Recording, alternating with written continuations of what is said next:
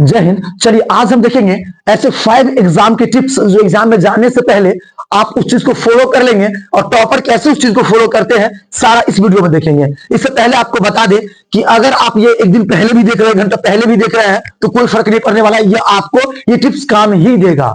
और क्या टिप्स है वो जान लेते हैं। देखिए इसके 5 टिप्स है, 5 टिप्स जानते हैं इसके। देखिए एग्जाम में जाने से पहले आपको पता होना चाहिए कि एग्जाम में जब जाइएगा उससे पहले तो वहां पर क्या होता है, एक रॉ यानी लाइन लग के आपको घुसना पड़ता है। बहुत सारे बच्चे जैसे गेट होता है वहीं पर खड़े रहेंगे, गेट के आसपास ही देखिएगा बहुत सारे बच्चे खड़े होंगे, है ना। कुछ बच्चे लाइन लग के जाएंगे और एक एक करके बुलाया जाएगा, है ना।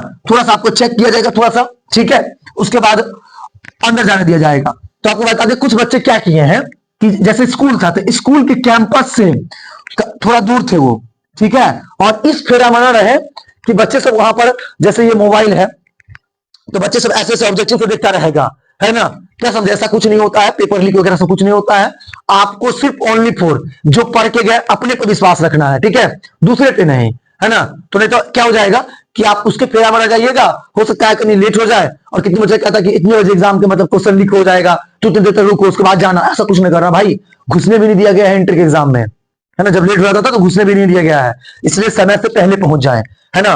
और मेरे ऑफलाइन के एक बच्चा ने क्या किया है, एक दो बच्चे, है ना, क्या किया कि जैसे ये सभी से समझा दिए तो फिर भी मिस्टेक किया है वो।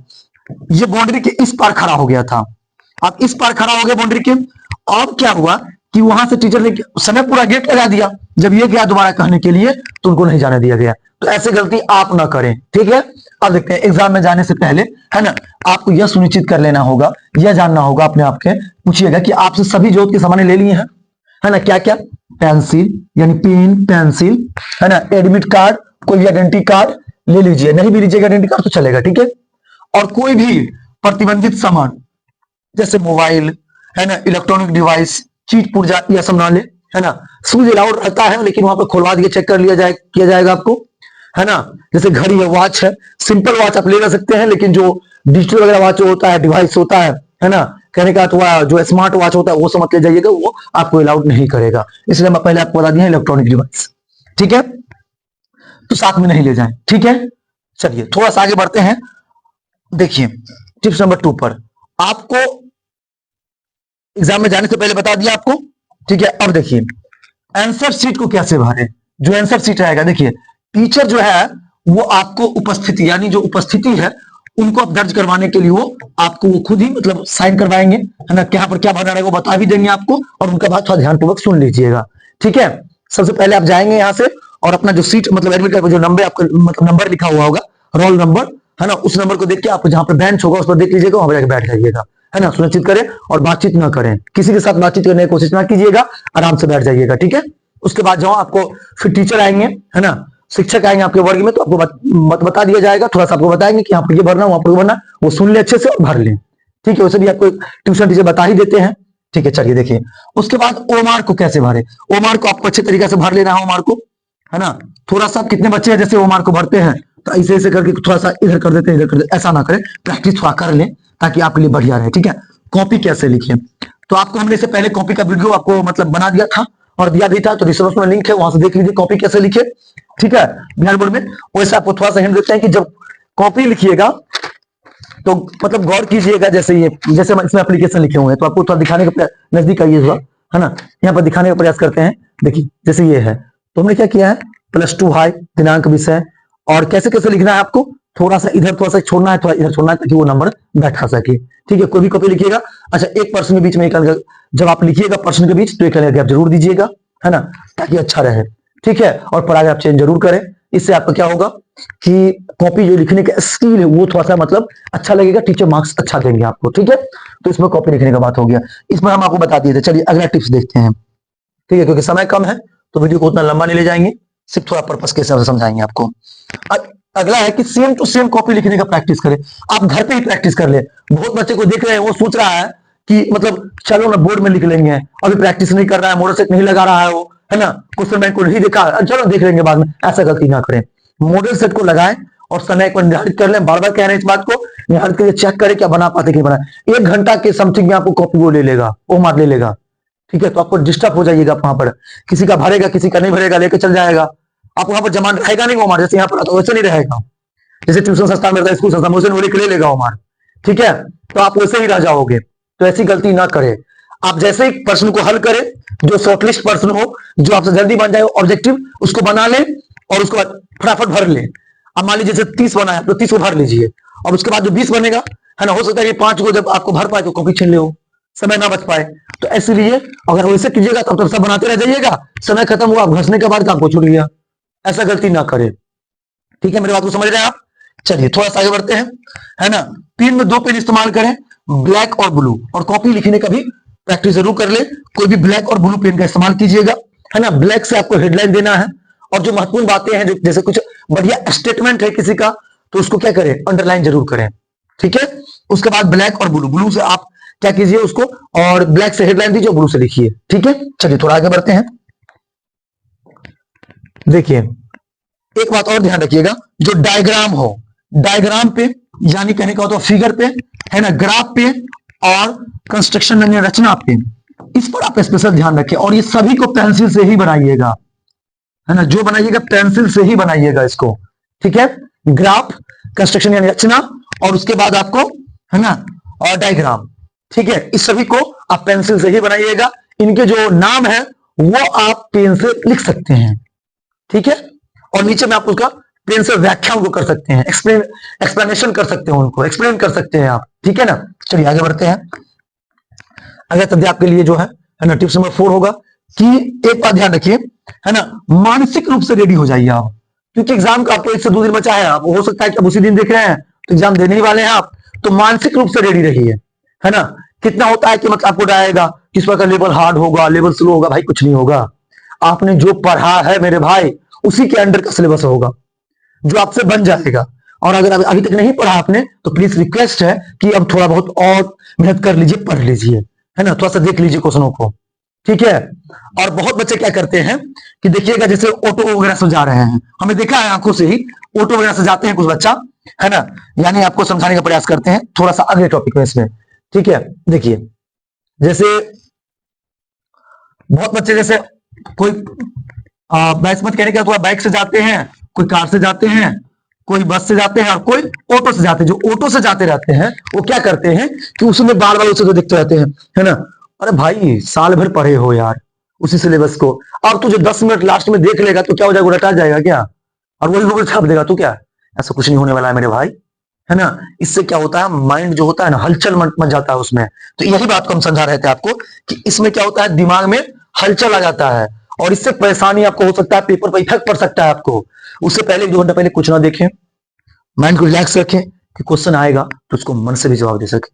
ठीक है, और प्रश्न को, एक भी प्रश्न को मेरे भाई छोड़ना नहीं है। इस बार इस बात को गांठ बांध लो मेरे भाई कि एक भी प्रश्न को आप छोड़ना मत। ठीक है, आपको सवाल का जवाब आता हो नहीं आता हो, मिला के लिख के आओ। ठीक है, छोड़ना नहीं है कोई भी प्रश्न को, इस बात को हमेशा आप ध्यान रखिए। ठीक है, चलिए आगे बढ़ते हैं, है ना। प्रेशर फील नहीं करना, आपको बता दिए इस बात को। चलिए थोड़ा सा आगे बढ़ के बात बताते हैं आपको कि अब अच्छे कपड़े, ज्योमेट्री बॉक्स और पहुंचने का साधन हम आपको समझाते हैं। पहले कपड़े को बात कर लेते हैं, कपड़े वाले टॉपिक को बात कर ले पहले, है ना। कपड़ा ऐसा पहने जो थोड़ा ढीला ढाला हो, ऐसा कपड़ा ना पहने कि पूरा टाइट हो, आप पेन पकड़ के लिख रहे हैं। क्या करता है बच्चे लोग कि जैसे एग्जाम आया तब पहले तो मैया बाप से मतलब कहने का हुआ, मैया और बाबू से, है ना, जीत करके निकलने का कपड़ा खरीदवा देता है। जो कपड़ा पहनता है, जो खरीद के लाता है, वो एकदम कसल तरीका से ना, पूरे के पूरे टाइट। अरे भाई ऐसा नहीं लो, थोड़ा सा ढीला लेना, समझ आ रहा है ना। कपड़ा जीत करके आपने खरीदवा लिया कि मेरा एग्जाम है भाई, नया कपड़ा पहन के जाएंगे पहला एग्जाम देने, अच्छी बात है, कोई दिक्कत नहीं, आप जा सकते हो। थोड़ा सा कपड़ा जो होता है ना वो अच्छा पहनना, ताकि आप जो एग्जाम दे रहे हो, है ना, उस पर उसका इफेक्ट ना पड़े, है ना। क्योंकि आप जानते हैं कि साइकोलॉजिकली आप जानते हैं कि अच्छा जब नया कपड़ा पहनते तो बार बार खुद घूरते रहते हैं, समझ आया भाई बात की नहीं आता है। इसलिए साइकोलॉजी इफेक्ट नहीं पड़े आपको, है ना, साइकोलॉजिकली इफेक्ट ना पड़े, इसलिए जो भी कपड़ा ले थोड़ा ढीला ले, और ताकि और शाम में आते वक्त मगर आपका सेकंड शिफ्ट में रहेगा तो ठंडा लगेगा, और कपड़ा जरूर ले लें। अगर आप कार में पैक होकर जाते हैं तो ठंडा नहीं लगेगा ज्यादातर, नहीं तो अगर बाइक से जाएंगे तो ठंडा जरूर लगेगा, स्वेटर वगैरह जरूर ले लें, है ना। इस भाई का इस बात को मान लें, ठीक है। चलिए, तो कपड़े संबंधित बात हो गया। ज्योमेट्री बॉक्स, भैया एकरा ना भूलिएगा, एकरा भूलिएगा क्या कीजिएगा, तो फिर कुछ तो जैसे मान लीजिए एग्जाम है तो ज्योमेट्री बॉक्स ले जाने का प्रैक्टिस जरूर करें प्रत्येक एग्जाम में। क्यों, बताते हैं रीजन। अगर कुछ का हेडलाइन देना है तो उसको अंडरलाइन भी तो करना रहता है, तो स्केल से करें, ऐसे नहीं हाथ से कर दें, स्केल से करें। आप स्केल निकाल के करोगे, है ना, ठीक है, स्केल से करें, ठीक है। ग्राफ वगैरह बनाने में आपको जो जरूरत पड़ेगा सारा, है ना, पेंसिल कटर अगर आपको ये भी रखना है, क्योंकि इसलिए रखिएगा कि ग्राफ बनाइएगा, कुछ गलती हो जाएगा तो उसमें मिटाने में काम आएगा। ठीक है, मेरी बात को समझ में आ रहा है आपको? चलिए थोड़ा आगे बढ़ते। पहुंचने का साधन, भाई जिससे जाने वाले हो, अगर घर में कोई ले जाने वाला है तो कोई दिक्कत नहीं है, अगर नहीं हो तो पहले उस चीज का व्यवस्था जरूर कर लें, 2 से 3 दिन पहले, अगर उससे पहले आपने कर रखा तो बढ़िया है, अगर नहीं कर रखा तो कर लें, है ना, क्योंकि अत्यंत मौसम है और जाम वगैरह सब भी रहता है मार्केट में, तो इसलिए समय निर्धारित समय से, जैसे आपको मान लीजिए कि 10 बजे 9 बजे से एग्जाम है, मान लीजिए, या 10 बजे से एग्जाम है, 10 बजे से एग्जाम है आपको फॉर एग्जाम्पल, तो आप कितने बजे पहुंचिएगा? जैसे सेकंड शिफ्ट वाला 2 बजे एग्जाम है, तो आप घर से 12 बजे निकलिएगा, मान लीजिए 1 घंटा की दूरी पर है, तो आप कोशिश कीजिए 11 बजे ही निकल जाए, 1-1.5 घंटा समय वही इन्वेस्ट कर ले, कोई दिक्कत नहीं होने वाला है, क्योंकि बस खराब हो जाता है, कुछ खराब हो जाता है, फिर दिक्कत होता है, समझ रहे, एग्जाम ही रह जाएगा फिर, इसलिए भैया, है ना, और जो भी जिस साधन से जाए उनको जरूर बोले कि अब स्लो चलाएं, है ना, क्या समझे, हवाई जहाज की तरह उड़ाना दे, ठीक है, एरोप्लेन की तरह, समझिए इस बात को, ठीक है, समझ में आ रहा है आपको? उनको बोले कि भैया थोड़ा स्लो ले चलो, चचा जी थोड़ा स्लो ले चलिए, जो भी लगे अंकल स्लो ले जाइए, ठीक है। चलिए आगे बढ़ते हैं फिर, है ना, पहुंचने का साधन पर भी हम डिस्कस कर लिए कि पहुंचे समय से पहले पहुंचना है आपको। थोड़ा आगे बढ़ते हैं, है ना। अच्छा देखिए, मैंने इसमें एक और चीज किया है कि अभी से ही आपको मतलब 2-3 दिन बच गया तो खाने का ध्यान रखें, ठीक है, वहां भी जाए तो एग्जाम देने तो खाने का ध्यान रखें, है ना, जो जंक फूड होता है वो ना खाए, प्लीज रिक्वेस्ट फॉर यू, है ना, आपसे रिक्वेस्ट कर रहे हैं कि जंक फूड ना खाइएगा, ठीक है, घर का सादा सा लंच खाइए, क्योंकि इससे ही आप, है ना, हमेशा टंच रहेंगे भाई, है ना, सादा सा खाना खाइए, ठीक है, ताकि जब तक एग्जाम है, ठीक है, और जाने वक्त में 2 चम्मच दही जरूर खाएं, ठीक है, अपने लोग के लिए सगुन होता है ये, ठीक है, तो दही जरूर खाएं। चलिए आगे बढ़ते हैं। जिनको एलर्जी है भैया वो नहीं खाइएगा, सर्दी उर्दी है तो नहीं खाइएगा, ठीक है ना, उससे भी बढ़िया रहेगा, है ना। चलिए थोड़ा सा आगे बढ़ते हैं हम, है ना। अब लास्ट ये टॉपिक होगा कि सिलेबस रिवीजन, है ना, कि अब क्या करे भैया, जो मतलब अब तो समय कम बचा है, अब सिलेबस को भी तो रिवीजन, है ना। सुनिए, समय कमी नहीं, 24 घंटा ही आपके पास है, तो कोई दिक्कत नहीं है, मैं जो बता रहा हूं उस चीज को फॉलो कीजिए। आपने जो पहले पढ़ा है वो आपके माइंड में है मेरे भाई, जो आपने पहले पढ़ा है वो आपके माइंड में है, आपको करना क्या है कि उसको 1 शॉट रिवीजन करना है। 1 शॉट रिवीजन क्या होता है, जैसे मैंने बताया आपको कि मान लीजिए ये मेरा फॉर्मूला का कॉपी है, देखिए यहाँ पर मेरे पास एक मेरा फॉर्मूला का कॉपी है ये, ठीक है, फॉर्मूला का नोट है, तो मैं जब इसको पढ़ूंगा तो इसको मेरे को याद नहीं करना है अब, और मेरे को इसको एक एक क्वेश्चन पर थोड़ा समझ के रुक रुक के उसको पढ़ लेना है, और जो टीचर गेस किए हैं, ऑफलाइन हो ऑनलाइन हो यूट्यूब पर हो, हमने बहुत पर्सन गेस किया है, हमने मैथिली का, सोशल साइंस का, साइंस का, नॉन हिंदी का, इस सब का वीडियो हमने अपलोड किया है, और पूरे 9-9 8 सब्जेक्ट बता दिया आपको, इससे ज्यादा कुछ नहीं होना है। ग्रामर का भी आपको मैं वीडियो अवेलेबल करना माने है, हर एक टॉपिक का ऑनलाइन लाइव आके, है ना, हर एक डॉट क्लियर किया जाएगा, समझे, उस तरीका से। तो जब आप इसको बनाइएगा मेरे भाई, तो इसको सिर्फ आपको देखना है, क्वेश्चन पर समय देना, थोड़ा क्या क्या हुआ था, मेन पॉइंट आपको याद रखना है, बस कोई बात नहीं, आप लिख लोगे, ठीक है, समझ में आ गया, ठीक है सारा बात, है ना। तो बताइए कि ये वीडियो आपको कैसा लगा, अगर वीडियो अच्छा लगा हो तो वीडियो को लाइक कीजिएगा।